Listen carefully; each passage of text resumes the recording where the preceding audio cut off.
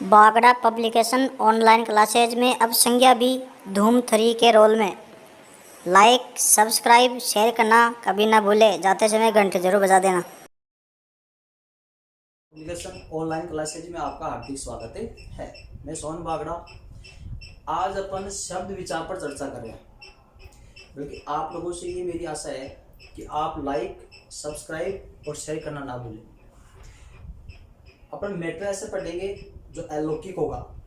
आपको हंसी आती होगी कि ऐसा सर कौन सा अलौकिक मैटर पढ़ाएंगे। अपन सबसे हटकर सबसे बढ़कर चलेंगे। तो आज अपन चल रहे हैं शब्द विचार में। किस में चल रहे हैं? शब्द विचार। बस आप ध्यान से देखते रहना। अगर कुछ भी समस्या है तो अपने चैनल में लास्ट में अपने व्हाट्सएप नंबर दिए हुए हैं, उस पर बेझिझक जो भी समस्या है, जो भी समाधान है, उसका आप बेझिझक मेरे पास रिक्वेस्ट भेज दें। अब है शब्द विचार। क्या है? शब्द विचार।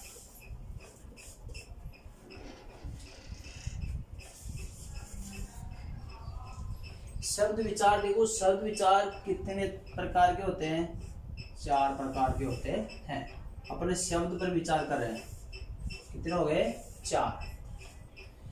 पहला है उत्पत्ति के आधार पर शब्द के भेद। उत्पत्ति के आधार पर शब्द के भेद कितने होते हैं? 4। फिर है रचना। रचना या व्युत्पत्ति।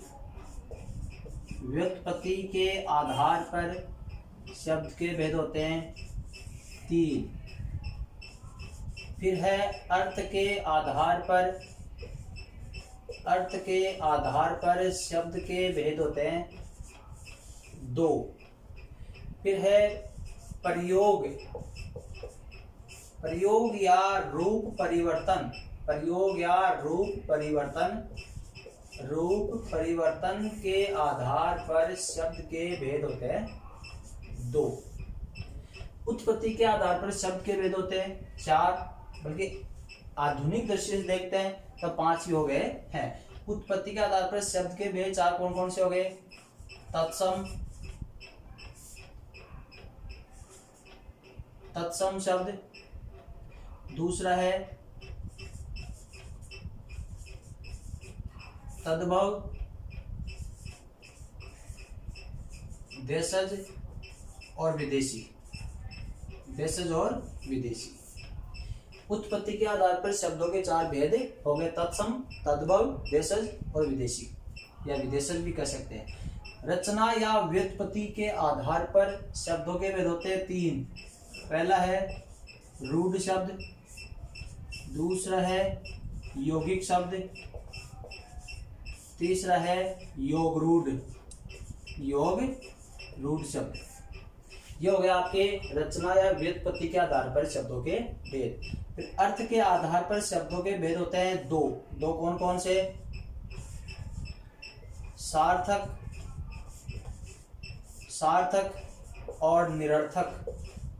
सार्थक और निरर्थक। सार्थक वे होते हैं जिन शब्दों का अर्थ निकलता है वे सार्थक कहलाते हैं, और जिनका अर्थ नहीं निकलता वे निरर्थक कहलाते हैं। तो निरर्थक शब्दों का कोई अर्थ निकलता नहीं, इसलिए यहीं पर पूरे रहते हैं। सार्थक शब्दों में कौन कौन से आते हैं? सार्थक शब्दों में आते हैं अपने विलोमार्थी, समानार्थी, भिन्नार्थी, एकार्थी, अनेकार्थी, वाक्यांश,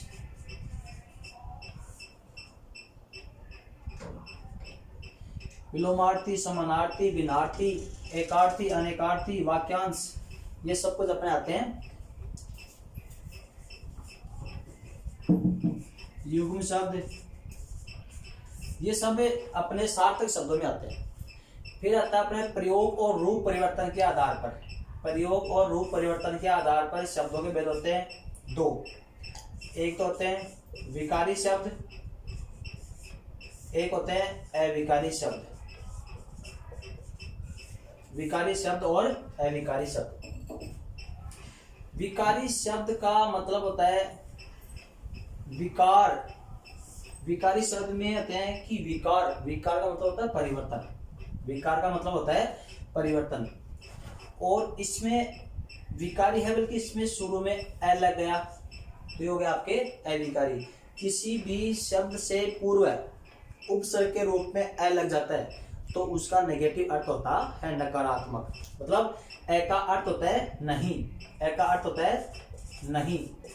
तो किसी भी शब्द से पूर्व ए लगते ही उसका अर्थ नकारात्मक या नहीं के रूप में हो जाता है। तो विकारी शब्द कौन से होते हैं और अविकारी शब्द कौन से होते हैं?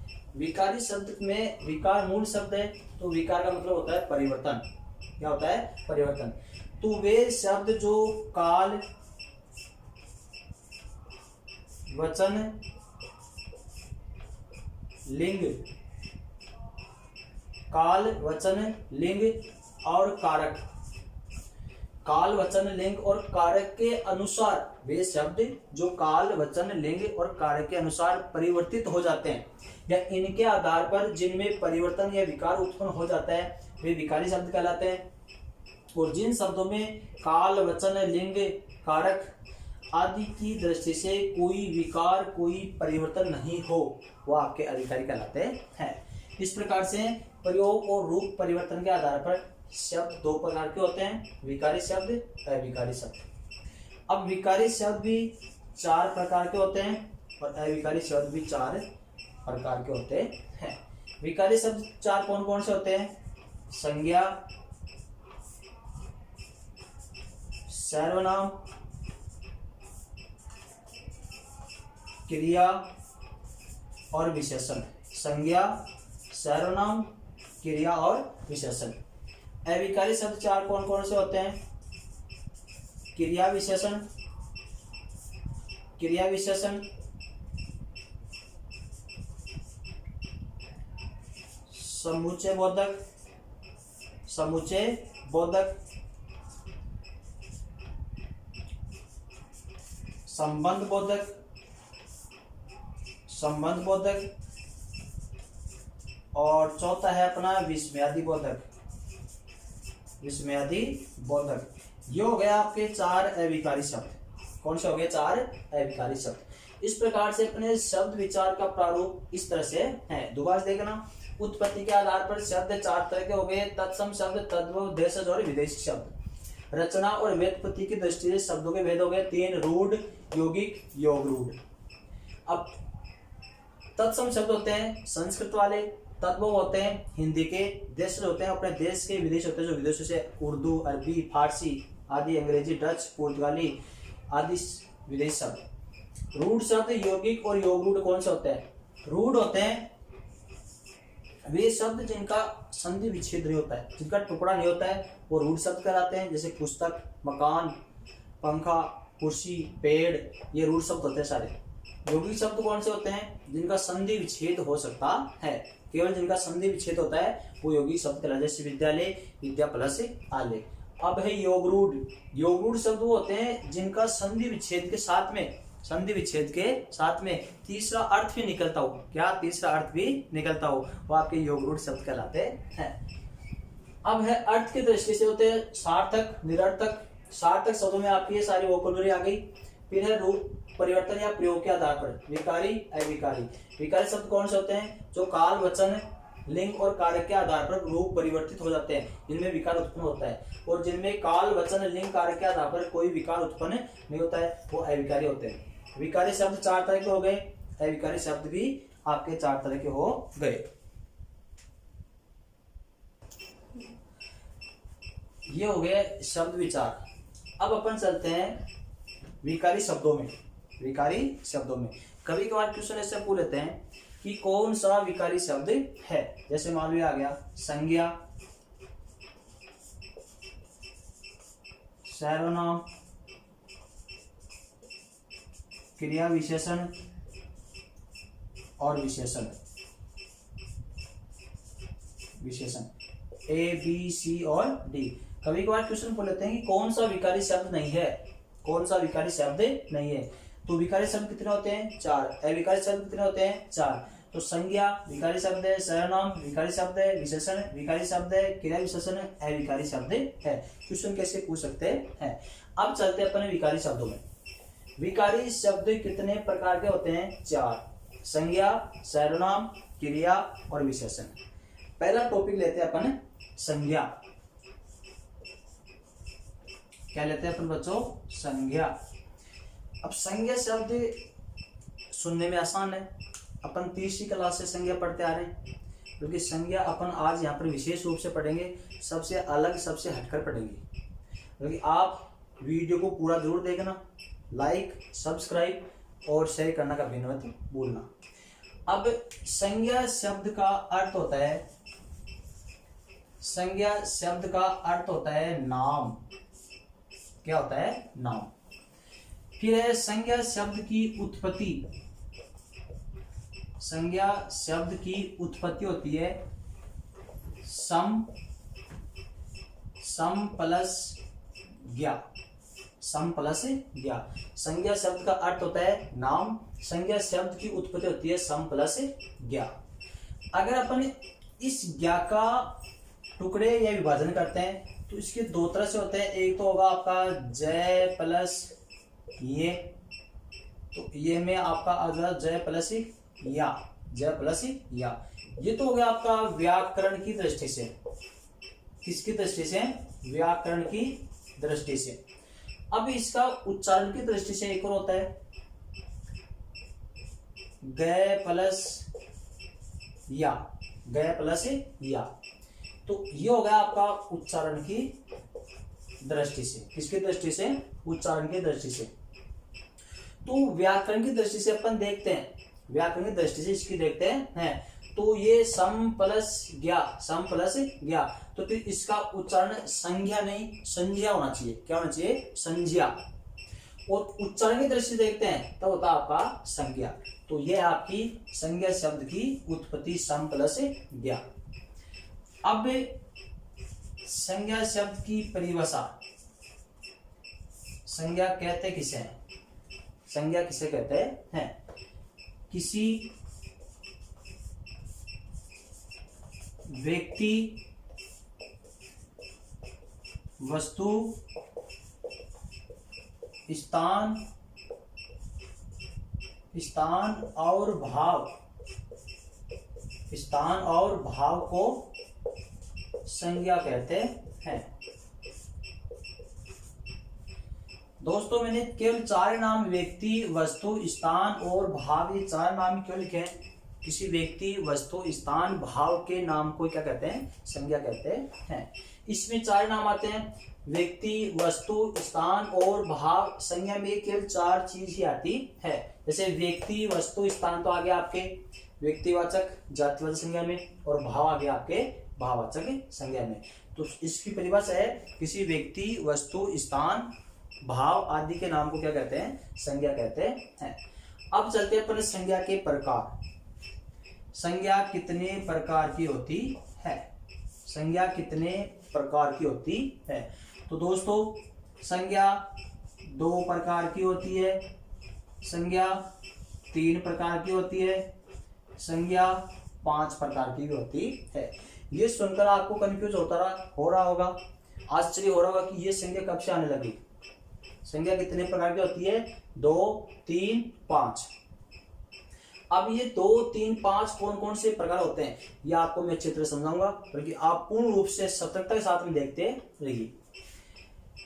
ये है संज्ञा के प्रकार।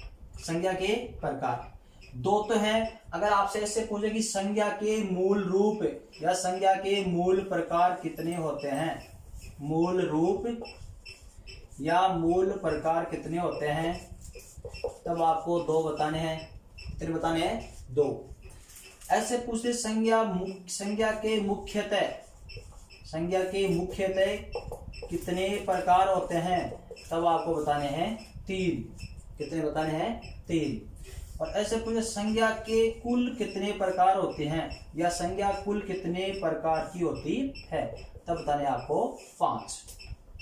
संज्ञा की मूल रूप या मूल प्रकार 2 होते हैं, संज्ञा के मुख्यतः रूप होते हैं 3, और संज्ञा के कुल प्रकार होते हैं, या संज्ञा कुल कितने प्रकार की होती है? 5 प्रकार की। अब मूल कौन से हो गए और 3 ये मुख्यतः कौन से होते हैं और कुल कितने होते हैं, ये आपको मैं बताने जा रहा हूँ। अब अपन यहाँ से संज्ञा के प्रकार शुरू करते हैं। तो संज्ञा के मूल प्रकार हो गए 2, 1 और 2। संज्ञा के मूल प्रकार कितने हो गए? 2 हो गए। एक तो ये हो गया आपका और एक ये हो गया। पहला संज्ञा मूल प्रकार से कितने रूप होते हैं? संज्ञा के मूल रूप से 2। कौन कौन सी? वास्तविक संज्ञा, वास्तविक संज्ञा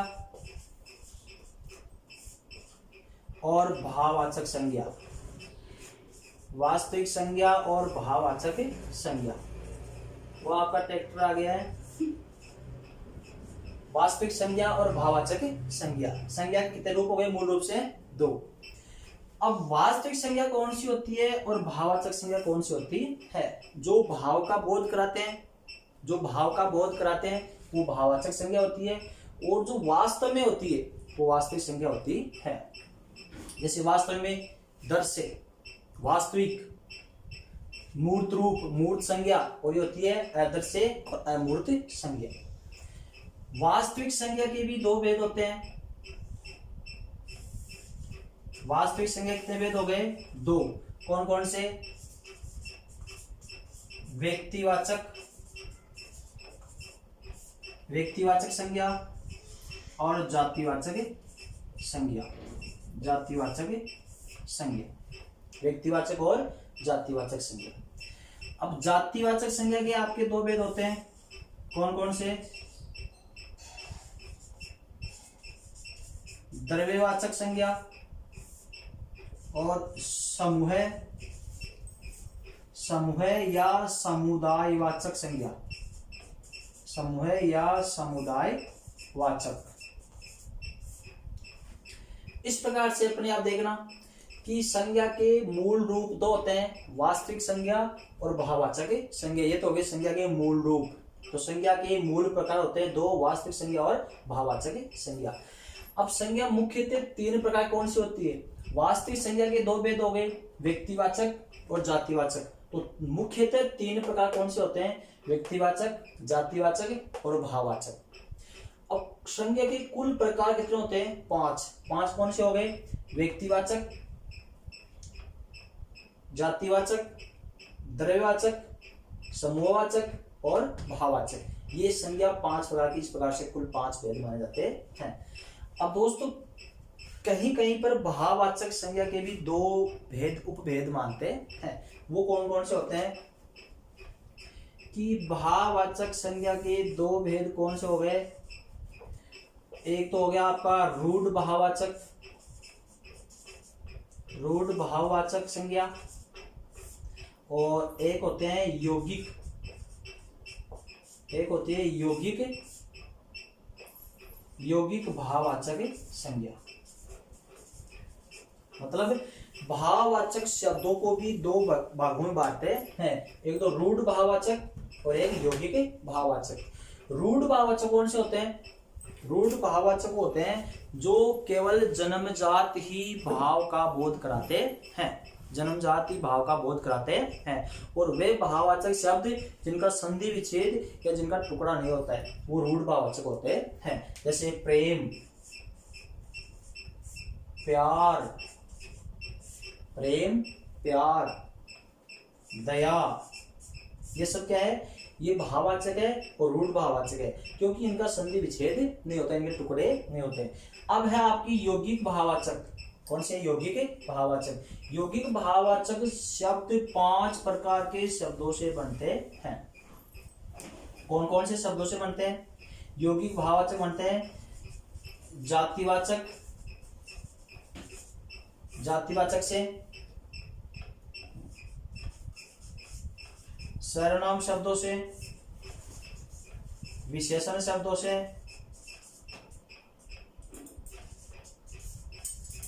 क्रिया से और क्रिया विशेषण से, क्रिया विशेषण से। तो देखो यौगिक भाववाचक 5 प्रकार के शब्दों से बनते हैं। इन पांचों शब्दों में अपन पढ़ते जोड़ते हैं तो वो भाववाचक शब्द बन जाते हैं। बल्कि बने कौन से? यौगिक भाववाचक। कौन कौन से? जातिवाचक संज्ञा से, सर्वनाम से, विशेषण से, क्रिया से और क्रिया विशेषण से। इस प्रकार से अपने दोस्तों संज्ञा के प्रकार हो गए हैं। अब अपन चलते हैं संज्ञा में। अब चलते हैं अपन संज्ञा में। मूल प्रकार बता दिए गए और मुख्यतः प्रकार हो गए। अब चलते हैं अपने संज्ञा के मुख्य प्रकार। तो संज्ञा के मुख्य प्रकार होते हैं 3।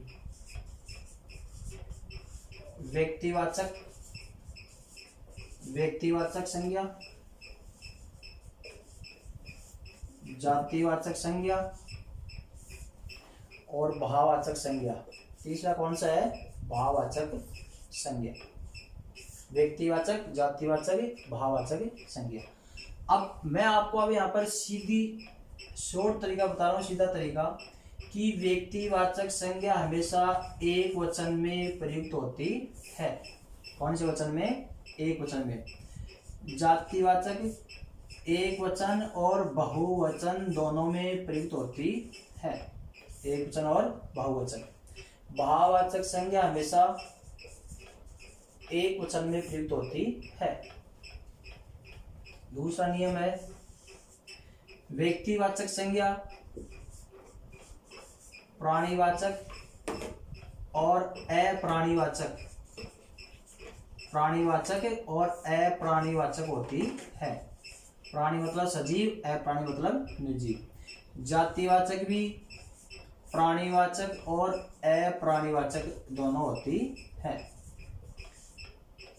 बल्कि भाववाचक संज्ञा सदैव अप्राणीवाचक ही होती है। इसमें सजीव नहीं होते, केवल इसमें निर्जीवी होते हैं।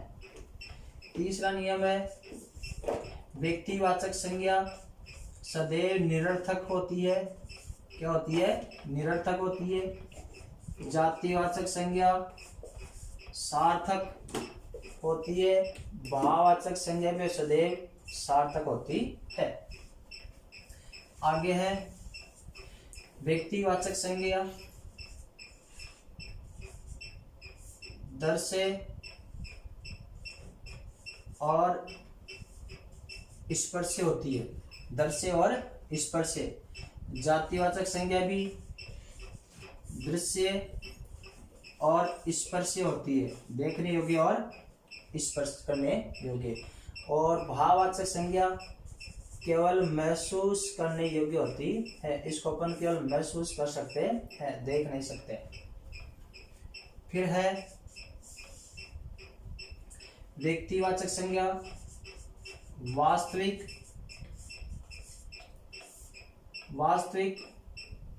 और मूर्त होती है। वास्तविक व मूर्त होती है। व्यक्तिवाचक संज्ञा वास्तविक व मूर्त होती है। जातिवाचक संज्ञा भी वास्तविक व मूर्त होती है। बल्कि भाववाचक संज्ञा अवास्तविक और अमूर्त होती है। अवास्तविक और अमूर्त होती है। फिर है जातिवाचक संज्ञा व्यक्तिवाचक संज्ञा गणनीय होती है। जातिवाचक संज्ञा गणनीय और अगणनीय दोनों होती है। भाववाचक संज्ञा सदैव अगणनीय होती है। क्या होती है? अगणनीय होती है। सातवां नियम है इसका